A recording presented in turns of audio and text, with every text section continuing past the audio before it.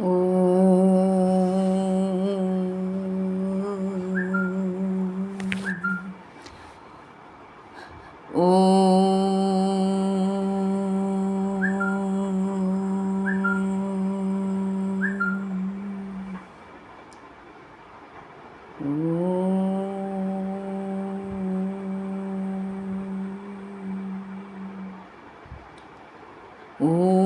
सहनाववतु सहनौ भुनक्तु सह वीर्यं करवावहै तेजस्विनावधीतमस्तु मा विद्विषावहै। ॐ शान्ति शान्ति शान्तिः। अखण्डमण्डलाकारं व्याप्तं येन चराचरं तत्पदं दर्शितं येन तस्मै श्रीगुरवे नमः। चिन्मयं व्यापि यत्सर्वं त्रैलोक्यं सचराचरं तत्पदं दर्शितं येन तस्मै श्रीगुरवे नमः।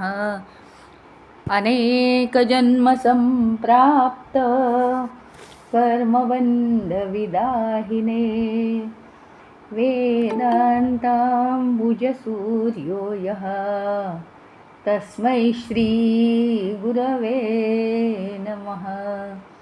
चैतन्यशाश्वतः शान्तो व्योमातीतो निरञ्जनः बिन्दुनादकलातीतः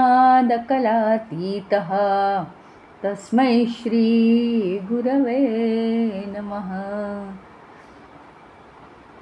अनेकजन्मसम्प्राप्त कर्मबन्धविदाहिने आत्मज्ञानप्रदानेन तस्मै श्रीगुरवे नमः।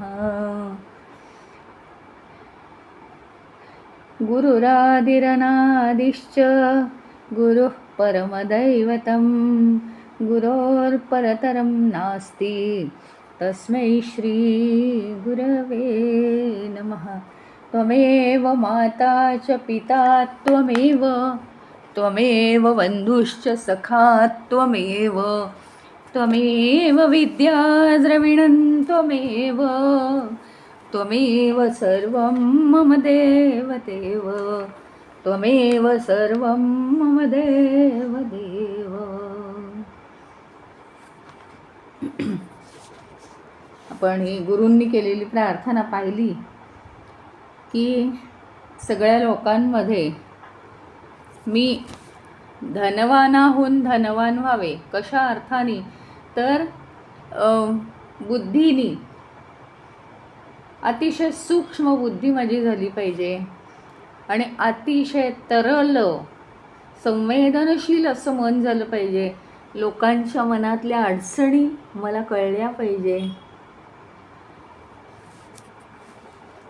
याला म्हणतात धनवानाहून धनवान, याला म्हणतात सगळ्यात समृद्ध आयुष्य. हा पहिला मुद्दा आहे. आणि दुसरं एक कॉमनली सांगितलं की जसं मानवी जीवन हे दुःखी का होतं तर सर्वसामान्यतः मनुष्य काय करतो, मन आणि बुद्धी शुद्ध असणं हे सगळ्यात महत्त्वाचं. तर ते सोडून बाकीच्या गोष्टी तो आधी मागून घेतो. आणि या उपनिषदामध्ये सांगितल्याप्रमाणे जर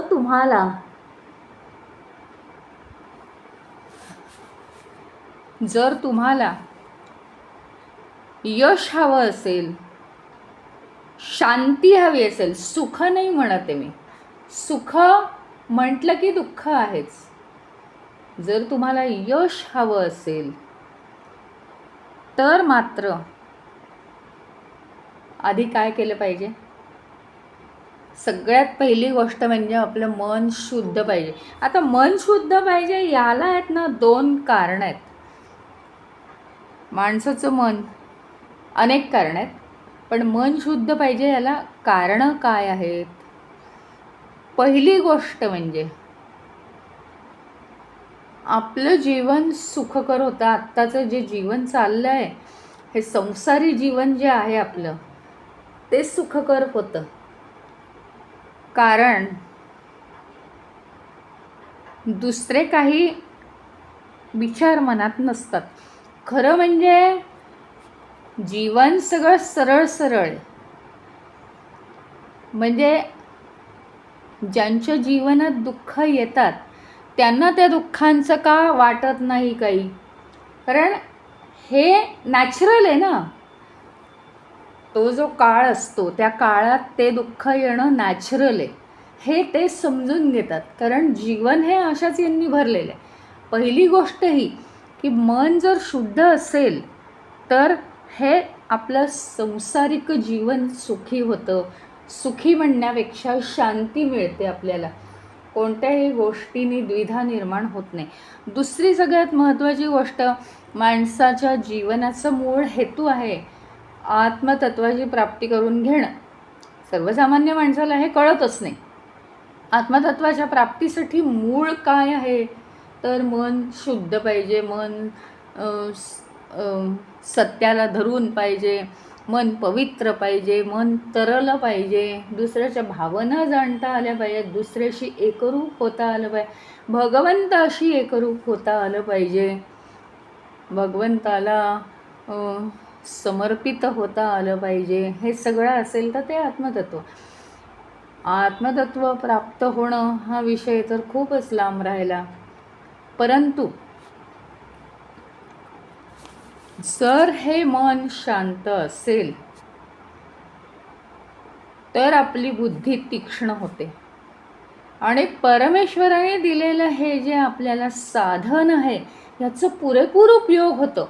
त्याचं कारण आहे, मी म्हटलं होतं ना की ओम भूः ओम भुवः ओम स्वाहा हा पुढचा भाग आहे. तर या पुढच्या भागामध्ये काय आहे, स्थूलाकडून सूक्ष्मकडे जायचं आहे. याच्यात सुद्धा गांभीर्य आहे. आपल्याला 3 गोष्टी परमेश्वराने ह्याच्यामध्ये दिलेल्या आहेत. बाकी चित्त अहंकार हे नको धरूयात आपण. पण स्थूल देह म्हणजे आपला देह आणि सूक्ष्म देहामध्ये काय आहे, तर मन. मनाहून सूक्ष्म काय आहे, तर बुद्धी. इंद्रियांमध्ये ज्ञानेंद्रिय सूक्ष्म आहेत, कर्मेंद्रिय थोडीशी त्या मानाने स्थूल आहेत. आता ह्यातली सगळ्यात सूक्ष्म काय आहे, बुद्धी. आपण मानवाची इन जनरल, आत्मतत्व बाजूला राहू द्या आत्ता सध्या, पण इन जनरल प्रगती म्हणजे काय हे बघा. एक पेपर असतो की नाही विद्यार्थ्यांचा पेपर. आता या पेपरमध्ये काय असतं, काही प्रश्न अतिशय सोपे असतात, काही प्रश्न मध्यम असतात, म्हणजे थोडेफार सोपे, थोडाफार त्याच्यावर विचार करावा लागतो, आणि काही प्रश्न कठीण असतात. ढोबळ मनाने नुसतं शाळेतलं ऐकून मुलांनी पेपर द्यायचा ठरवलं तर 1/3 पेपर त्यांना चांगला सोडवता येतो. एका वाक्यात कुठे काय त्या फार त्या लेसनमध्ये फारच वेळा आलेलं काय रिपीट झालेलं असेल, ढोबळ मानाने त्यांना सोडवता येतं. मग थोडंसं जर हे झालं, जास्त लक्ष घातलं, सर्वसाधारणपणे एखादी रिव्हिजन करून गेलं परीक्षेला तर निम्मा पेपर सोडवता येतो. परंतु त्याहीपेक्षा त्यातले बारकावे लक्षात ठेवून 2-3 रिव्हिजन करून गेलं तर आपल्या लक्षात यायला लागतं, नाही ही 2 उत्तरं सारखी दिसतात पण ह्याच्यात ना हा फरक आहे. जीवनात हेच होतं नेमकं. कसल्याही गोष्टीवर आपण विचार करत नाही. त्याचं सगळ्यात मुख्य कारण काय आहे की माणसाचा अहंकार. तो तुम्हाला आहे, मला पण आहे. फक्त उपनिषदाच्या मंत्रावरती आपण चर्चा करतो आहोत. मी अहंकार रहित आहे आणि मी काहीतरी खूप सांगते असं काही नाही आहे. फक्त काय उपनिषदकारांचं म्हणणं एवढंच आहे की आपल्याला अहंकार असल्यामुळे आपण सगळ्या सूक्ष्म गोष्टींकडे दुर्लक्ष करतो. अरे हे काय आपल्याला येईल, ते काय आपल्याला माहिती आहे. जीवनात येणाऱ्या ज्या गोष्टी आहेत, अडचणी आहेत किंवा जीवनातले प्रश्न आहेत आपल्या, त्याच्यावर आपण फार ढोबळ मानाने विचार केला. जीवनात येणारी सुख आणि दुःख ह्याच्यावर सुद्धा आपण ढोबळ मानाने विचार करतो आणि सगळे काहीतरी म्हणतात म्हणून आपण म्हणतो. हेही आपण म्हणतो, तेही आपण म्हणतो, पण ते काही फार खोलवर आपल्याला लागलेलंच नसतं. अशा रीतीने जीवन जगण्यासारखं हे नाहीच आहे. अतिशय मोलाचं जीवन आपल्याला दिलेलं आहे. त्याच्यात सगळ्यात महत्त्वाचा मुद्दा हा आहे की आपण कर्मांनी आपल्या देहाचं समाधान करत असतो. कर्म करून सगळ्यातनं मुक्ती मिळत नाही. शारीरिक पातळीवर आपण कर्म जास्तीत जास्त करतो. मानसिक पातळीवरची आपली कर्म सगळी चुकलेली असतात. त्याचं कारण हे मन षड्विकारांनी भरलेलं आहे. ईश्वराजवळ ते फारसं जात नाही आणि मनात येणारे विचार, कुणाबद्दल तरी विचार करणं, मनात महत्त्वाचे विचार येतात त्यांची हेळसांड करणं, हे सगळ्या गोष्टी आपण करतो. शारीरिक कष्ट आपण सगळे भरपूर करतो म्हणून स्थूल देहाच्या पातळीवरची कर्म आपली पुरेपूर होतात. मग फेल्युअर कुठे होतं? त्या कर्मांपासून नुसती मुक्ती मिळणार आहे का? सगळ्यात मुख्य म्हणजे काय, शारीरिक कर्म ही केव्हा निर्माण होतात माहिती आहे का? मानसिक कर्मांमुळे.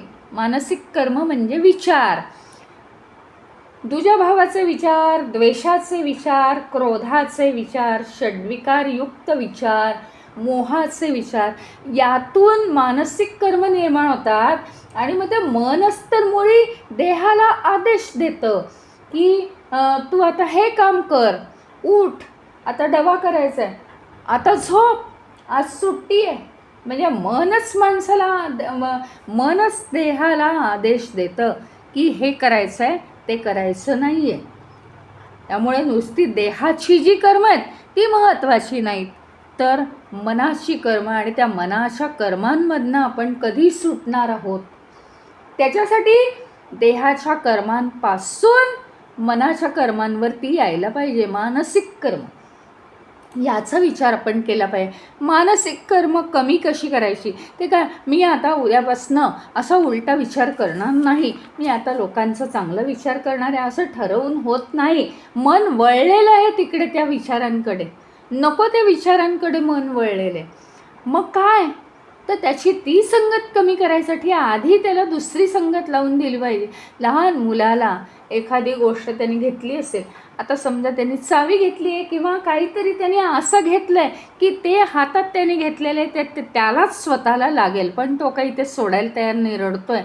मग त्याला काहीतरी दुसरं आकर्षक त्याच्या हातात बसेल असं रंगीत रंगीत त्याला दिलं पाहिजे ना. मग ते त्याचा त्याला मोह झाला, तो आनंदून जाईल, तेव्हा कुठे ती त्याच्या हातातली ती चावी किंवा जड वस्तू आपल्याला काढून घेता येईल. त्याच्याप्रमाणे काय आहे की आपलं मन सुद्धा लहान मुलासारखंच आहे.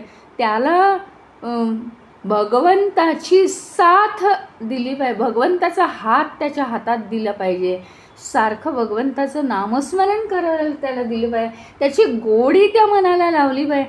म्हणजे ते मन काय करेल, षड्विकारयुक्त कर्म कमी करेल आणि ईश्वरीय कर्म ही मनाकडनं जास्त होतील.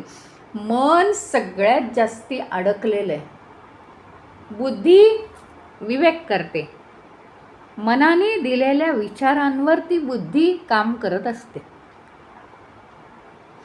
मनाने जर परमेश्वराचे विचार दिले बुद्धीला, तर त्यातसुद्धा ती काहीतरी योग्य सांगेल ना, आणि ती बुद्धी मनाला पुढे पुढे नेईल. तर त्याच्यामुळे मानसिक कर्म आपली उत्कृष्ट झाली पाहिजेत, स्थूलाकडून सूक्ष्माकडे गेलो पाहिजे. आणि त्याही पलीकडे जगातली फार थोडी माणसं बुद्धीचा वापर करून, जास्तीत जास्त वापर करून बुद्धीचा पुढे जातात. खूप माणसं जगामध्ये यशस्वी होताना दिसतात, परंतु काय आहे माहिती का, ती यशस्वी होताना दिसतात पण नसतात. त्याचं कारण आहे, फक्त बुद्धीच्या बळावर जो चालतो तोच आयुष्यात कोणत्याही परिस्थितीत यशस्वी होतो.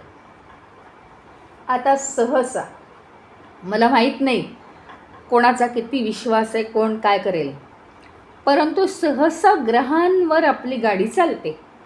म्हणजे लहानपणी किंवा तरुणपणी काय असतं माहिती का, ग्रहविह काही कोणी मानत नाही. सर्वसाधारणतः 50 वय झालं की बरोबर लोक त्यांचं ग्रहांकडे लक्ष जायला लागतं. आणि सर्वसाधारणपणे कितीही यशस्वी माणूस असला तरीसुद्धा काही वेळा जीवनात अशा येऊ शकतात. मग मनुष्य बघतो, अरे सध्या काय चाललंय, ग्रहांचा खेळ काय चाललाय. हां, हे सगळं जरी असलं तरीही कोणत्याही परिस्थितीत, हे बघा आपण काय विचार काय करतो आहे बघा. म्हटलं ना मी, जगात फार खूप माणसं यशस्वी झालेली दिसतात आपल्याला, पण ती तशी नसतात. कारण काय आहे, कुणाच्या भाग्यामध्ये सर्वसामान्यपणे म्हणजे खूप बुद्धी लिहिलेली असते, कुणाच्या भाग्यामध्ये खूप पैसा लिहिलेला असतो, कुणाच्या भाग्यामध्ये खूप यश लिहिलेलं असतं. म्हणजे यश हे सगळं म्हणजे काय की गतजन्मीचंच ते सगळं सीन असतो तो. हां, कर्तृत्व प्रत्येकाचं काय आहे की बुद्धीच्या दिशेने जायचं. आणि जर तुम्ही काहीही न करता ते यश असेल तर ते तुम्ही यशस्वी नाही, कारण ते उपजत आहेच तुम्हाला. बघा हां तुम्ही, की जर समजा असं घराणं असेल की जिथे 7 पिढ्या पुरेल एवढा पैसा असेल आणि सगळेजण पुढे समृद्ध दिसतात, तर त्यांची काही करणी आहे का, त्यांचं काही कर्तृत्व आहे का, तर नाही. त्यातले किती जण यशस्वी आहेत, यशस्वी म्हणतात का याला जीवनात, तर नाही. ते मिळालेलं आहे. यशस्विता कुठे आहे माहिती आहे, स्थूलाकडून सूक्ष्माकडे जाणं. आणि खरोखरी असंच आहे. तुम्हाला माहिती आहे गणित हा विषय का आहे माहिती, ज्यांना बरोबर सूक्ष्मात जायला आवडतं. म्हणजे मी असं म्हणत नाही की गणित एकच चांगलं असतं आणि ज्यांना गणित येत नाही त्यांना ते सगळे असं नाही म्हणत आहे मी. पण ज्यांना बरोबर सूक्ष्मात जायला आवडतं त्यांना गणित हा विषय आवडतो. सायन्स काय सूक्ष्मात जाणारं नाही आहे असं नाही म्हणत आहे मी. पण गणितावर काय आहे माहिती आहे, जरा वेगळ्या पद्धतीने विचार करावा लागतो. साधं सरळ नुसतं फॉर्म्युला टाकला की झालं असं नाही होत त्याचं पुढे पुढे गेल्यानंतर. हा फक्त एक उदाहरण झालं, ते अगदी मनाशी बांधून बसू नका. केवळ एक आपल्याला समजावं म्हणून अशा अनेक गोष्टी आहेत की ज्याच्यावर आपण बुद्धीनी विचार केला पाहिजे. ढोबळ मनाने सगळे म्हणतात म्हणून ते झालं आणि ते केलं आणि हे असंच आहे ते तसंच आहे. अहो आता काय फार गरमी आहे, अहो आता काय केवढा पाऊस पडतोय, तो वर्षभर पाऊसच पडतो. हे म्हणण्यात काहीच नाही आहे, बुद्धीचं कसंच नाही आहे. म्हणजे मी असं म्हणत नाही की तुम्ही व्यक्तच करू नका, फक्त एवढंच आहे की ते व्यक्त करण्यामध्ये बुद्धीचा कस नाही, एवढंच. बाकी सगळेजण स्वतंत्र आहेत, त्यांना जे बोलायचं असतं ते बोलू शकतात, त्याच्यावर काही म्हणणं नाही. परंतु बुद्धीचा वापर आपण जास्तीत जास्त केला. आणि ह्याच्यासाठी मागे ना एक सकाळी स्टडी ग्रुप जो असायचा आमच्या घरामध्ये, त्या स्टडी ग्रुपमध्ये खूपच असे हे व्हायचे एक्सरसाइज, तर करूनच यायचे सगळेजण घरी. तर त्याच्यात एक एक्सरसाइज असं घेतला होता की दरवेळी स्वतःला विचारायचं, हे आत्ता मी फक्त ढोबळमानाने म्हणतोय, मनाने निर्णय घेतलाय का बुद्धीने? मग बुद्धी म्हटलं की त्याच्यावर विचार करतो आपण का सहज आपलं होला हो नाहीला नाही, आता यात काय विचार करण्यासारखं, जाऊ दे ना करून टाकू, असं नाही आहे की ते मला का करायचं आहे. प्रत्येक निर्णय निदान दिवसभरातनं 5 निर्णय आपण बुद्धीच्या साह्याने करायला पाहिजेत, बुद्धीचा कस लावून करायला पाहिजेत. म्हणजे सूक्ष्माकडे आता आधी बुद्धीपर्यंत जर आपण येऊन पोचलो, बुद्धीने काही कामं केली, तर बुद्धी अशी कशी होणार आहे माहिती का, त्याचं जे वरचं टोक आहे ना ते अतिशय सूक्ष्म आणि तीक्ष्ण होणार आहे. वरचं टोक जाडं राहिलं तर त्याच्यावरून पलीकडे जाणं कठीण जाईल. आपल्याला आत्मतत्वापर्यंत पोचायचं असेल तर बुद्धीचं टोक हे धारदार आणि सूक्ष्म, अतिशय छोटंसं टोक, सुईचं टोक जे असतं ना, सुईत जिथं दोरा घालतो ते नाही, सुईचं टोक, त्या टोका एवढी बुद्धी धारदार झाली तर त्याच्यावरनं पलीकडे आत्मतत्वापर्यंत आपण जाऊ शकू. आपण जर बुद्धीपर्यंतच सूक्ष्म काम केलेलं नाही आहे अजून, तर आपण आत्मतत्वापर्यंत कसे पोचणार? मग ढोबळमानाने नुसतंच ओंकाराचं मेडिटेशन करायचं, नुसतंच हे. बुद्धीपर्यंत पोचणं म्हणजे काय? दुसऱ्याच्या मनातलं जाणणं, संवेदनशीलता हवी. दुसऱ्याला त्रास होतो आहे हे तुम्ही भलेही दाखवू नका हो, पण तुमच्याही मनाला त्रास झालाच पाहिजे, संवेदनशील पाहिजे. आणि हे मी नाही सांगत आहे, उदाहरणं आहेत, ही सगळी उदाहरणं आहेत. रामकृष्ण परमहंसांचं तर उत्तम उदाहरण आहे. संपूर्ण आश्रमात कुठे कोणी आजारी पडलंय, कुणाला काही होतंय, त्याला न भेटता रामकृष्ण परमहंसांना वाईट वाटायचं, अरे याला असं होतंय. ती संवेदनशीलता फार टोकाची झाली, फार टोकाची झाली ती. पण थोडी तरी नाही, असं केलं तर या माणसाला काय वाटेल, नाही यांच्याकडे हे असं घडलंय, बापरे, लगेच आपल्याला ते बारकाव्यानी लागलं पाहिजे मनाला. हे काय आहे? हे आहे एकरूपतेचं लक्षण. आपण जे म्हणतो ना, संपूर्ण विश्वामध्ये आत्मतत्व पसरलेलं आहे, म्हणजे काय आहे?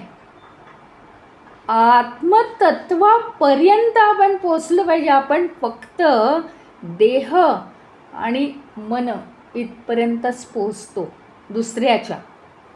दुसऱ्याच्या देह आणि मनापर्यंतच आपण पोचतो, त्याच्या पुढे आपण जातच नाही.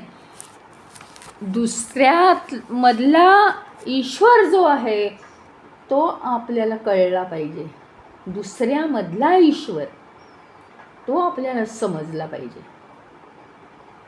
तर काय झालं, तर ते सूक्ष्म पातळीवर ही सगळी काय आहे, कोणावर उपकार नाही, ही सगळी आपली आत्मतत्वापर्यंत जाण्याची तयारी आहे.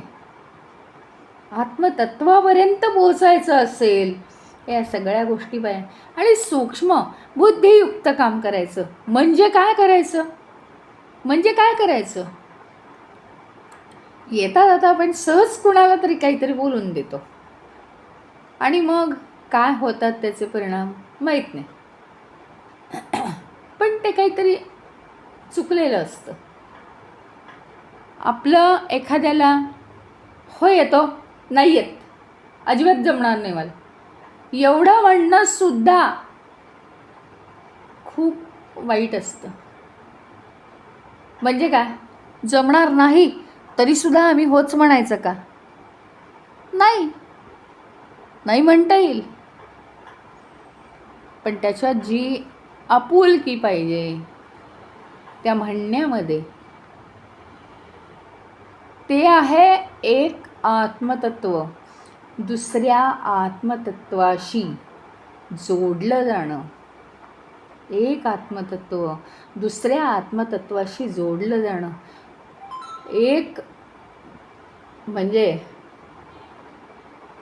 असं काही मला म्हणायचं नाही की कोणीच करत नाही म्हणून मी त्याच्यावर बोट ठेवते, पण आपण एक जर विचार जर केला की आपण या विश्वामध्ये जे काही चालू आहे अगदी सहज आणि अगदी पटकन आपल्याकडनं ईश्वराला प्रार्थना होते का? तळमळीने प्रार्थना होते का? तुम्हाला वाटेल एकट्याच्या प्रार्थनेने काय, जी गोष्ट मी माझ्या स्वतःसाठी ईश्वराला डोळ्यात पाणी आणून मागते, तीच जर समाजामध्ये काही अडचण चालली असेल तर मी तसं करते का? हे आहे आत्मतत्वापर्यंत पोहोचणं. आधी वैयक्तिक पातळीकडून सामाजिक पातळीकडे जाणं आणि मग सामाजिक पातळीकडून ईश्वरापर्यंत जाणं, सगुण ईश्वराकडून निर्गुण ईश्वराकडे जाणं. ही झाली दुसरी मालिका स्थूलाकडून सूक्ष्माकडे जाण्याची. आणि याचा विचार करणं अतिशय आवश्यक आहे. प्रार्थना समाजासाठी, शेजारच्यांसाठी, आजूबाजूच्यांसाठी, आपल्या राज्यासाठी, इतर राज्यांसाठी झाल्या पाहिजेत ना. प्रार्थना झाल्याच पाहिजेत. शेवटी सगळं एकमेकांच्या सहकार्याने चाललंय. कोणीच कुणाला सहकार्य करत नाही. स्वतःच आपण आधी स्वतःला सहकार्य करू शकत नाही. अत्यंत ढोबळ जीवन आहे आपलं, अत्यंत ढोबळ जीवन आहे.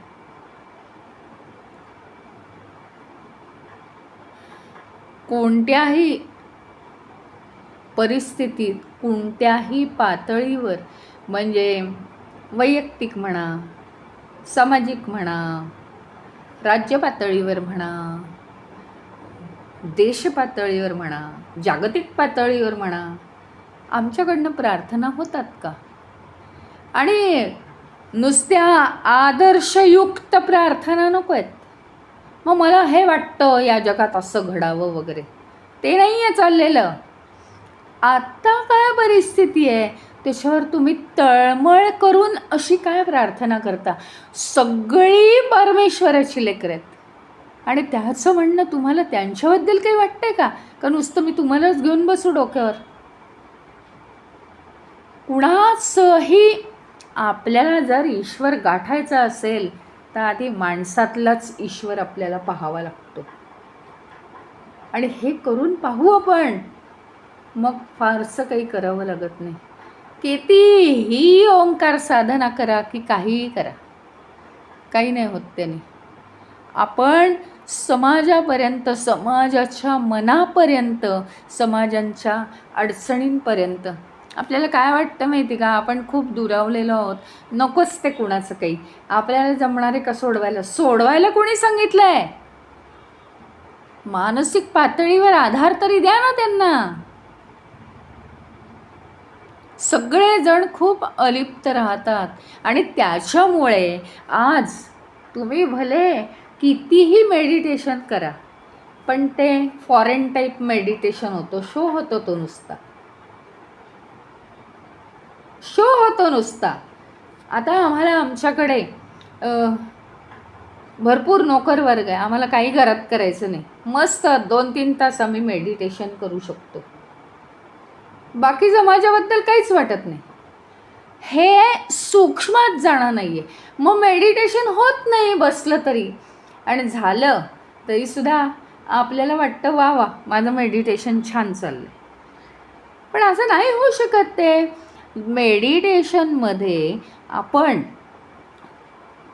सखोल म्हणजे विचाररहित होण्याचा प्रयत्न करतो. आता मी ते शब्द वापरते, पण आपल्याला माहिती आहे विचाररहित होत नाही, तर आपलं मन हे बाकी सगळे विचार सोडून ईश्वराच्या ध्यानात लागतं, एवढंच, बाकी काही नाही. मग ते मन शांत झालेलं किती वेळ टिकतं? ईश्वर ईश्वर ही काही खास वेगळी संकल्पना नाही आहे, हे लक्षात ठेवा. ईश्वर सगुण आहे की नाही? तो जर आपल्याला दिसत नाही, आता शिवजी आपल्याला दिसत नाहीत, ब्रह्मदेव आपल्याला दिसत नाही, देवी देवता आपल्याला दिसत नाहीत, तरी आम्ही विश्वास ठेवतोय. पण हे दिसणारे जे आहेत ते देव नाहीत म्हणतो आम्ही. म्हणजे काय म्हणायचं? काय म्हणायचं मग? सोयीस्कररित्या आहे हे सगळं.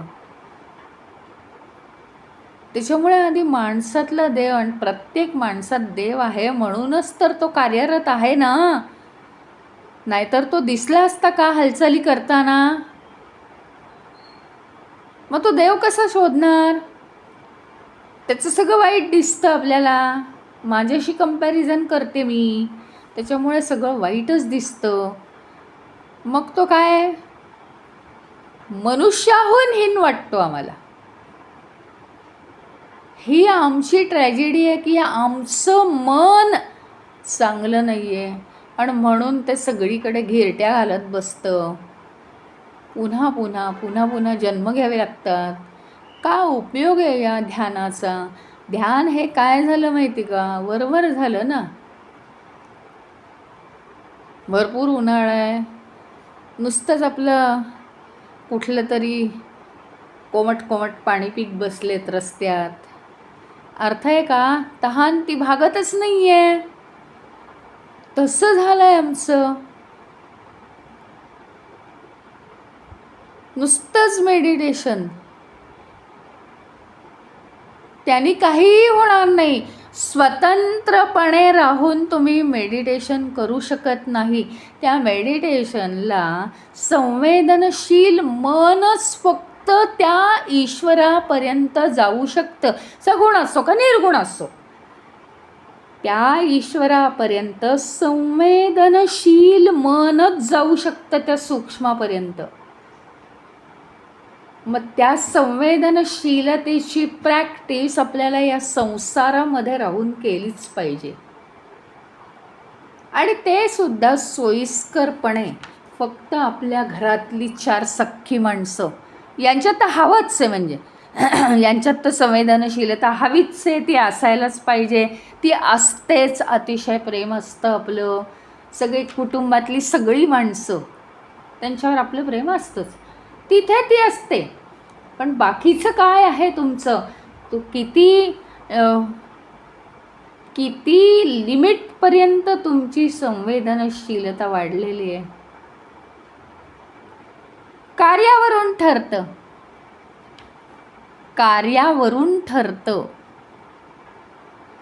माझ्यासाठी हे उदाहरण घेणं म्हणजे फार मोठा घास ठरेल.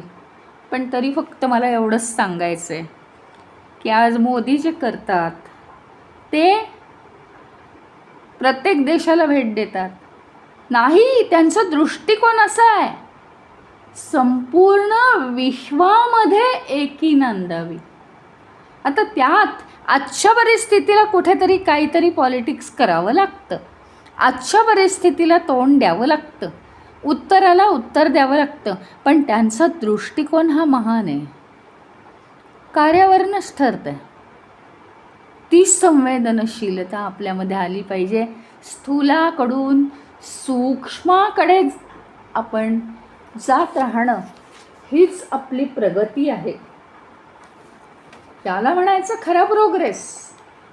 दुसरी काहीही प्रगती नाही. विज्ञानात प्रगती करा, शिक्षणात प्रगती करा, हे करा ते करा, बाकी दोन्ही अशी काही संबंध नाही. आजकाल तर असंच चाललं आहे. म्हणजे आपण आपली घरं, मोबाईल आणि काय झालं आहे, मोबाईलमुळे स्वावलंबन खूप आलं आहे. पूर्वी तसं नव्हतं. काहीही म्हणजे ॲड्रेस विचारा, हे विचारा, कोण कुठे राहतं विचारा, आणखीन काही विचारा. त्यामुळे काय होतं, माणसांमध्ये एकी होती. कोणीही कोणालाही विश्वास ठेवून विचारू शकायचं, चौकशी करायची. आम्हाला आजकाल सगळंच मोबाईलवर मिळतं. कुणाची गरज नाही, जगाची गरज नाही. एककल्ली आयुष्य झालं. एककल्ली जीवन हे परमात्म्याकडे कधीच नेत नाही. काळ्या दगडावरची रेख. आपण जितकं समाजामध्ये राहू म्हणजे काय, नुसतं राहायचं नाही हो, समाजाशी एकरूप हो. भले तुम्ही तपोवनात जाऊन राहा, पण समाजाशी एकरूप झालेलं असलं पाहिजे. तर आपल्याला ऋषीमुनी हे वनात राहायचे, पण संपूर्ण समाजाचं कल्याण चिंतायचे, आणि म्हणून त्यांच्यामुळे सगळ्या समाजाचं कल्याण होत असे. ऋषीमुनी सगळे वनात होते. राम जेव्हा वनवासाला जात होता, आणि किती किती अडचणींमधनं रामाला त्यांनी बाहेर काढले. किती किती अडचणींमधनं. कोणी आयुध दिली आहेत, कोणी पुढच्या गोष्टी, पुढे काय घडणार आहे संकट याच्याबद्दल सल्ला दिला आहे. तर कोणी सांगितलं आहे कोणत्या मार्गाने जाऊ नका, तिथे हिंस्त्र श्वापदं असतात. कोणी सांगितलं आहे कोणत्या मार्गाने जाऊ नका, तिथे राक्षस असतात, या मार्गाने गेलात तर ते तुम्हाला जाऊच देणार नाहीत पुढे. अतिशय कठीण रस्ता असताना सुद्धा वनात कायम राहणारे ऋषीमुनींनी रामाला मदत केलेली आहे. संवेदनशीलता आहे फक्त, केवळ संवेदनशीलता. नाहीतर कोण कोणाचा, आपल्याला काय करायचं आहे, आम्हीच आधी किती कठीण परिस्थितीत आहोत, ह्याला जाऊ दे ना, याला आपल्या मार्गाने, आपल्याला झेपणार आहे का याला मदत करणं. थोडंसं अलिप्त जीवन झालेलं आहे, हे आधी आपल्याला समजवून घेतलं पाहिजे, आणि मग उपनिषदाचा आणखीन बारकावा आपल्या लक्षात येईल.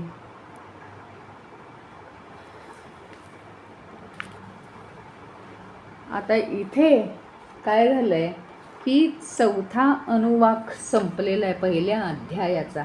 आता 5वा अनुवाक. अनुवाक म्हणजे चॅप्टर.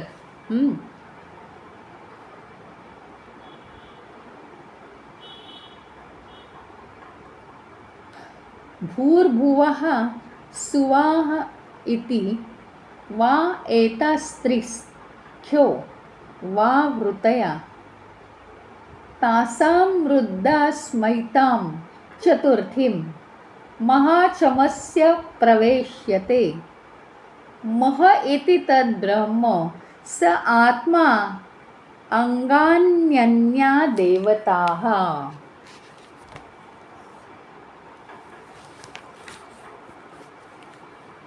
म्हणजे काय, भूर्भुवः स्वाहा इति एताः वै तिस्रः व्याहृतया. भूर्भुवः स्वाहा अशा 3 व्याहृती आहेत. तासाम उह, तिन्हींपेक्षा, चतुर्थी महा इति, ही 4थी व्याहृती आहे ती महहा. ही सगळ्यात मुख्य प्रधान नावाने ओळखली जाते. एवं महाचमस्य प्रवेदयतेस्य.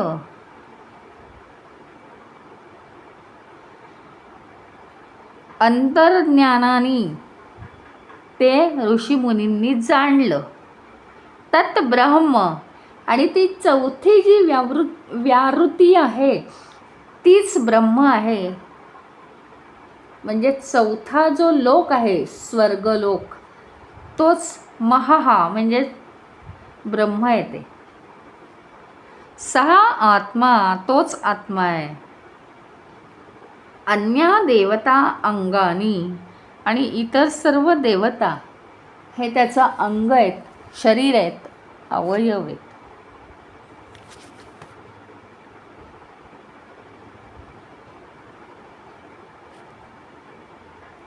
इथे आता काय केलंय, दुसरी एक पद्धत आचरली आहे.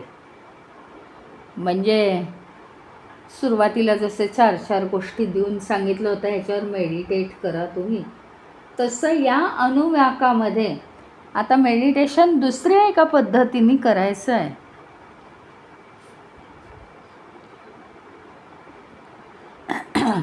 वेगवेगळी क्षेत्र दिलेली आहेत, म्हणजे वेगवेगळे लोक आहेत. हे 3 लोक आहेत.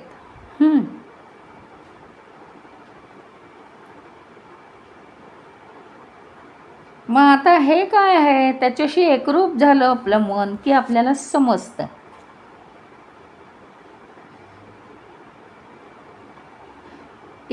एक जे अनुभव क्षेत्र आहे, ओम भूहू, भूहू हा जो पहिला लोक आहे, याच्यापेक्षा भुवा हा काय सूक्ष्म आहे.